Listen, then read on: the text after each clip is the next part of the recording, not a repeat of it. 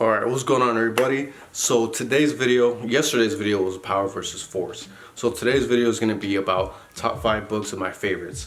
They're all going to go into the category of spirituality, a little bit of new age, metaphysical, Chinese medicine. They all kind of come together. So the first one, of course, we're going to have Power versus Force, which I did a video on. And I mentioned 3 magic words, and we're going to go a little bit deeper in this one.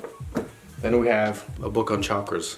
Very basic, but it goes into how each chakra correlates with our body, our emotions, and our thoughts. And it's very important for healing. Then we have the 12 Stages of Healing by Donnie Epstein.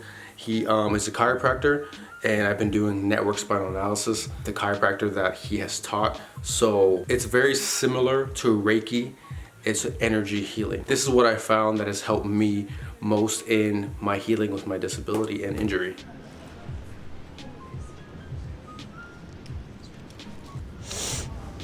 Here we go. This is for the lower neck. And by the way, this is the area where you experience some ranges, including the ability to have personal confrontation and the ability to have this thing called anger. Now, some people get angry because they show someone betrayed them, and they spent a whole life being angry at whoever they felt betrayed them and using that as an excuse not to step forward. And then we have the Celestine Prophecy, another really great spiritual book. It's really interesting to read. I found this actually in the fiction section, but I think you can consider it to be nonfiction. This is a book on spiritual awakenings, synchronicities. It's one thing to just give energy, but if we give it to someone who is also giving it back, then we build energy among ourselves. It says if we were all doing this, humanity would take another step in evolution. Very, very interesting stuff. So first off, Power versus Force. I made a more in-depth video about this, so if you want to check out more in depth, I'll send you guys a link to that video. So basically, Power versus Force. If you're into spirituality, on the cover it says the hidden determinants of human behavior. If you love psychology and you love science, Power versus Force is a mixture of all these, because basically it goes down to the root of all human behavior, which is determined by our human consciousness, the level of where we're vibrating in the spectrum, this cone of human awareness, human consciousness. So there's levels, basically it's 1 through 100, and depending on where you're at in this level, it determines how you're going to be feeling, your most dominant emotion, your most dominant thoughts that you have. Are you radiating at anger, shame, guilt? Are you very prideful? Do you have courage? Do you have self-esteem? Going back, do you feel a victim to your life, or do you feel empowered to take on your life? Do you feel responsible for what goes on in your life, and you can do something about it? You're resilient, or you feel very at peace and you're higher into the enlightenment levels where Jesus and Buddha was. The lower levels of consciousness is a lot of manipulation. We struggle here, and so he goes in depth on how this plays out in our politics and society, why you see the way things are when it comes to media, political parties, in our physical health. When we have diseases, when we have mental illnesses, it all comes down to an energetic diagnosis. So if we have a low energy, our body starts to decay, and we start to have these symptoms that start showing up, and these are just signs letting you know, hey, you need more energy here. You need more. So self-expression is health. If you can fully express yourself, that means you're more healthy. You have less tension in your body. When we have more tension in our organs, in our bodies, then there's going to be a little bit less of self-expression in those areas. So depending on where you have the tension at, you're going to have less self-expression of those areas associated with the area.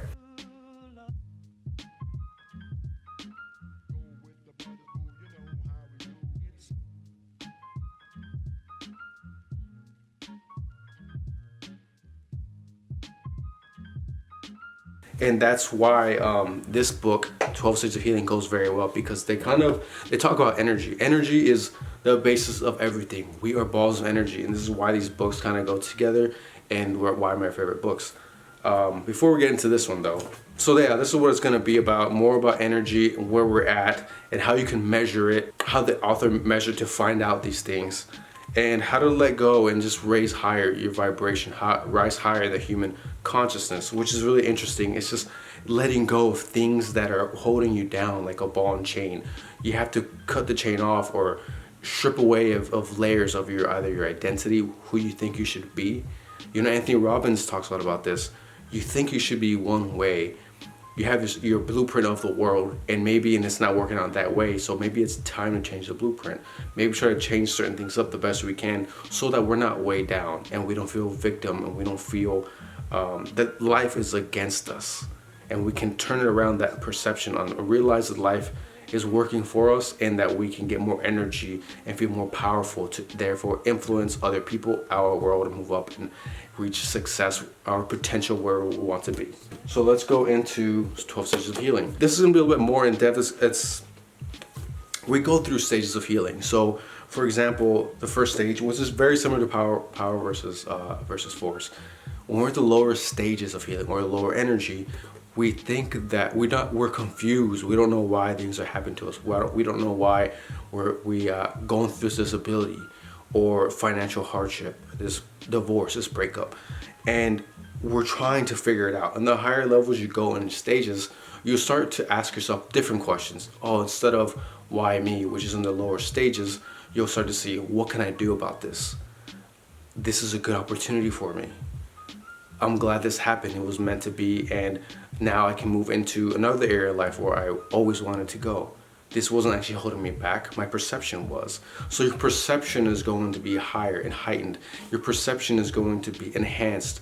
You have more creativity. You have more energy. You feel more happy about things. So when we're in the lower stages, think of it of a breakup. First, you might be in denial and confused and not want to know and not understand why. And the higher levels, once you get over it, then you start to see and you look back, you realize it could have been the best thing, because we change it, the perception changes, and that's where it comes with human consciousness. So you can see why I love these books. These books are about spirituality, how to be happier, how to live our potential, and that's what this channel is about. So it goes perfectly. Next one is chakras. Again, it's going to go with energy, but this is more of the Chinese Eastern medicine. I've always enjoyed Eastern medicine a bit more because it gave me a lot of more reference. It's more deep. And you know, in this channel, we can't go surface level. We look at the depth of things. And Western medicine has its place. These are more, I think, surface level, like they address more so the symptom and not so much the root cause, which I've found that Chinese medicine, Eastern medicine, they tend to look at the body holistically and find a root issue, which if you go very deep enough, it's always going to be energy. What does that mean? Let's say something traumatic happened in our life. That strong traumatic energy got stuck in our bodies. So let's say somebody told you shut up and you did, and now your throat is feeling a lot of tension. That is your throat chakra, right? And you can have thyroid issues. You can have anything. These is depending on where your chakras at, your body part, you have organs that correlate. So in your heart can be your heart chakra, could be your heart, your lungs, which is feeling life, feeling emotion. This is speaking your truth, having integrity. For example, in your throat chakra, do you have a hard time saying yes when you want to say yes? Do you have a hard time saying no when you want to say no? So this is your self-expression. This is your self-truth. If you cannot say no when you need to and you cannot say yes when you need to, this is a sign of an underbalance, an imbalance in your throat chakra and your thyroid gland.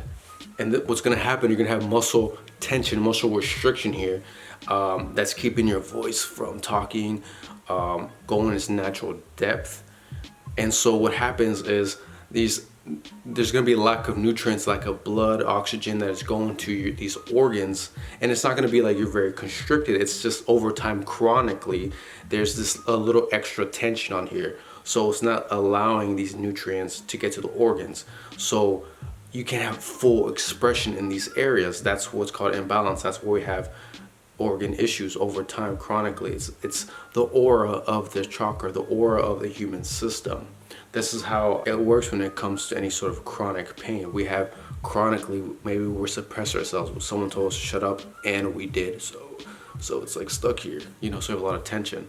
So there's many ways to relieve that. One simple way, I learned this from Ellie Holz's channel, you gag, and so that reflex, automatic stimulus, a stimulus that causes to automatically open up these throat chakras, allow us to speak our truth more. It releases the tension. It's pretty like crazy to think, but that's just the way it works. We're energy. And the other imbalances, over imbalances, when someone keeps talking and talking and doesn't know how to place boundaries, or they overstep their boundaries in conversation with people and maybe start judging and going too much, too aggressively when speaking to people. So ways to balance your throat chakra, for example, is singing, yelling, screaming. And also I practice doing this with the YouTube, with talking to a camera, speaking. And I notice when I do deep breathing exercises prior to making the video, when I stretch my throat, when I scream, or when I work on my throat chakra, I can easier communicate my message through the videos. If you look back at my different messages and my different videos, you'll see the difference. You see, it's pretty interesting. The bottom three, then you have survival, you have creativity, sense of self-being, confidence. So this book will help you, any book on chakras will help you kind of identify your problems, to help you work with these areas of chakras, work with these areas that you may be stuck at or overly imbalanced. So if you have a imbalanced root chakra, which is safety and survival, if you feel imbalanced there, underbalanced, then you may feel fear and anxiety and not feel safe. And then the other way, overly aggressive. If you're overly imbalanced, you feel too angry. You see, it's going to your solar plexus. Say you're overly confident, you become too cocky, and the other side is you have low self-esteem. So they give you exercises on how to balance yourself out, so you can feel more relaxed, balanced, calm, and this will help you attract. The main goal is we want to live a happy life, right? So we're trying to feel more balance in our daily lives, and then things in our life will start to show up more of what we want when we feel more balanced. When we're in balance, we may think things come into our life that we may not exactly want, but our energy and subconscious is attracting. It's very interesting. And if you guys are into chakras, medicine, healing, and meditation, yoga, they give you like poses. They give you poses or breathing exercises that you can do for each chakra, and color therapy, questions you can ask yourself. And for example, if your sacral chakra, your second chakra from your base up, if it's excessive, nothing in your life is good enough. Your sexuality may be confused. You may engage in frequent emotional and sexual manipulations, and your life is in a constant state of flux. So, you know, we're all aiming to and striving for balance in all these chakras. Energy work, Reiki work, network spiral analysis, which is another source of energy work, can help us balance our energies, balance balance our bodies physically, emotionally, which if we're having some sort of disease like a knee problem, for mine is a hip problem, we have back problems, balancing these chakras, balancing with energy work can help our bodies back into alignment. I've seen people who've done a network spiral analysis, they come in with canes, and after a few months, and other doctors cannot help them, right? And you do energy work, they start walking without canes anymore. Why? Because they're addressing the very deep and rooted issue, which is energy. There's some sort of stuck energy from trauma, emotional trauma, physical trauma, any of these things that can cause stuck energy in our bodies that's not being allowed to fully express and come out. I mentioned in Power versus Force video that when we're trying to purge and cleanse and heal our bodies, negative energies, sadness, loss, fear, tremendous fear can come out when doing energy work. Why? Because it's stuck energy that was never expressed, but either suppressed, repressed, and it's stuck energy in our body. So it therefore changed form. Energy changes form. It's neither created nor destroyed, but it changes form. So this energy has to be expressed. And so it can start to express as a disease, as some sort of symptom in our body. High blood pressure, any of these things. 2 more books. 3 Magic Words. So this is very interesting. It's very similar to the law of attraction and The Secret, the law of vibration. It's basically explaining how our subconscious mind is the closest to the universal mind. We have our conscious mind, the unconscious, the subconscious. Think of it of an ice, like an iceberg. The subconscious is as you go deeper in, like in meditation, you go very deep. You go into your subconscious, and then deeper than that, you reach like your soul level. You reach the universal level, and that's the deeper you go, then it's more powerful for you to create into your life. But if you're working from a very surface level, conscious level, it's a lot harder to manifest things. So we're talking about manifestation. These books, these two books I found by after Nipsey Hussle passed, famous rapper. I read his books that he read, like The Way of Superior Man is another great one. Every man, I think, should read that book. This book about law of attraction. He was looking into stuff about how to reach success, how to enrich a mind, right, to get more of what he wants. So this was a good book, Law of Attraction. How to reprogram your mind, how to do affirmations, how to really tap into this power, this energetic force that we can use to create more of what we want into our life. The universal mind. Everything is a reflection of how we're feeling inside.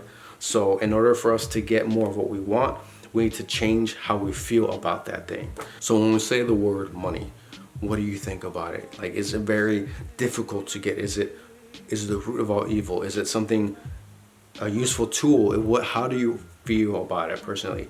And then how you feel about it is how you're gonna go about in life with the relationship towards money. So when we can change things, money can come to us in different ways. There's just so many different blocks that we have. Same with trauma. Everything goes to energy. When we have trauma, we have stuck energy. So with money, we have this maybe energetic financial blockage.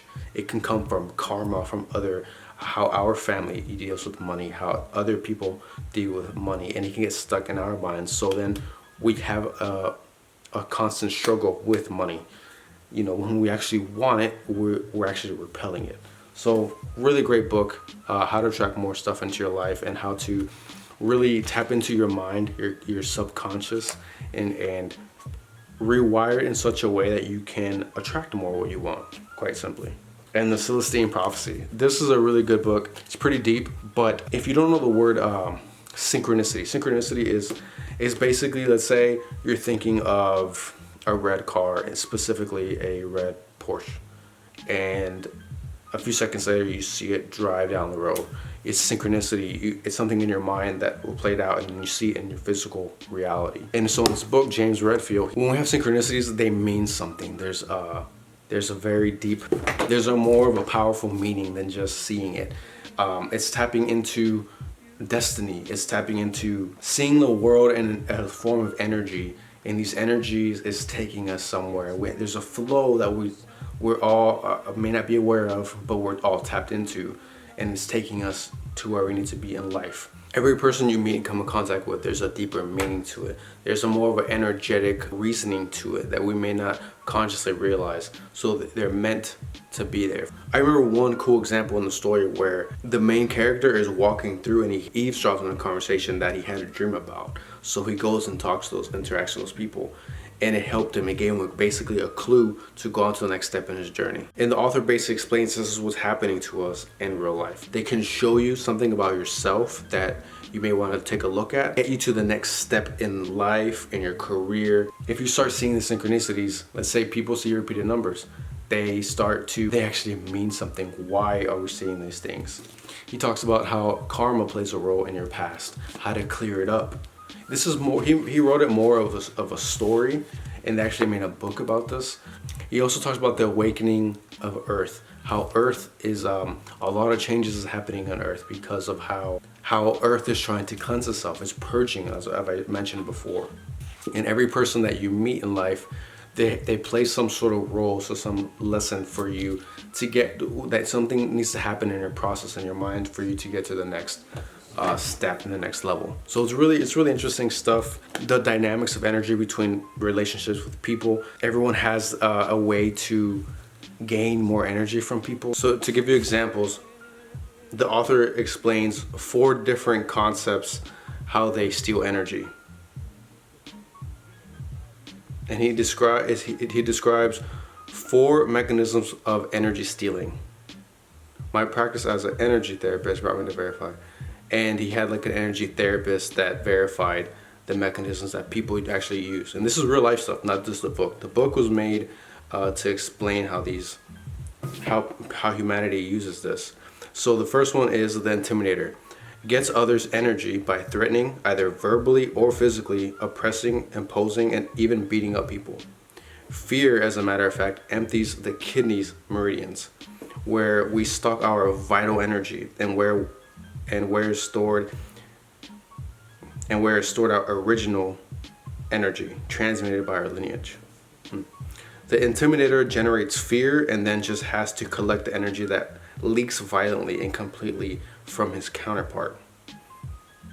Okay, so remember, these are energy, how people steal energy, and we all might fall under one of these categories, or we might all go into different ones at different times. The next one is the interrogator. Gets others' energy by questioning everything all the time. Children subconsciously use this technique. Adults use it out of excessive curiosity, jealousy, to find the flaws and better belittle or criticize. That mechanism empties the earth element, the stomach and the spleen meridians, which regulates self-confidence, the gallbladder meridian, focus, imagination, reflection, and the heart meridian, interaction with others. Your heart, like the chakras, is emotion, connection to other people and the world around you. The stomach and spleen are correlated with self-confidence. So if you really look at the chakra system, every organ has an intelligence. They have their, like the gut, these are the stomach. These organs are associated with energy systems, meridians in our bodies. I made a video on breathing, alternating breathing, nostril breathing, to balance out and clear out any blockages in these pathways, these nadis, meridians that we have in our systems. The next one is the aloof. Gets others' energies by looking indifferent, withdrawn, mysterious, or secretive, which leads others to exhaust themselves trying to get his or her attention, wondering what is going on, or feeling guilty. That technique drains the earth element, self-confidence, anxiety, and spleen. You might start doubting yourself because that's your energy being drained. They show this very well in the movie, The Celestine Prophecy. In the book, they explain it very well too, but in the movie, you get to see it actually happen, like, visually. The poor me. Gets others' energy by complaining, telling you all the horror things that happened, is happening, will happen to him or her, and makes you believe it's partly your fault unless you help them. And how to gain energy. So I'll read this to you too. How to gain energy without stealing from others. Breathe deeply. You're connecting with the universe. Yoga, meditation. You're connecting to the overall picture, not struggling and fighting each other, constantly battling for energy instead of draining other people or having them drain your energy. You connect back with, say, the present moment, with the universal mind. Walk in nature. Walks in forest, plants, in the house. Walk bare feet outside on warm nature materials. Eat living foods, whole natural fruits, fruit, vegetables, algae, sprouting seeds. Increase your positive thinking. Sort out your relationships. Avoid energy, vampires, and manipulators. And exercise. Not necessarily with sports, just move. The human being's energy fields constantly mingle, intertwine, and influence each other. Help yourself, help others by gorging yourself with energy without stealing it. So this book explains these energy dynamics very well, and how we all use it. So this is about energy again, and how instead of competing with people for energy, we start to connect to the higher universe to have energy, which is meditation, which is very similar to other books that I've mentioned about energy. So the reason why those are my favorite books, everything's about energy and how we can tap into energy to gain more what we want in our life, how to feel more happier, how to feel more at peace with ourselves, not to feel so in struggle with life and in our daily lives, and to feel more in control of our emotions and thoughts. Basically how to live a better life and have more of what we want come into our life. So if these books helped of any sort, please let me know. I hope they did. I hope they helped you, gave some sort of insight on healing, on spirituality, on how we function also as humans and the energies in our energy systems. So I hope you guys enjoyed. I'll talk to you guys in the next one. And let me know if you have any questions of any books or anything we spoke about today, so I can clarify for you guys. All right, so thank you guys for watching. Talk to you guys next time.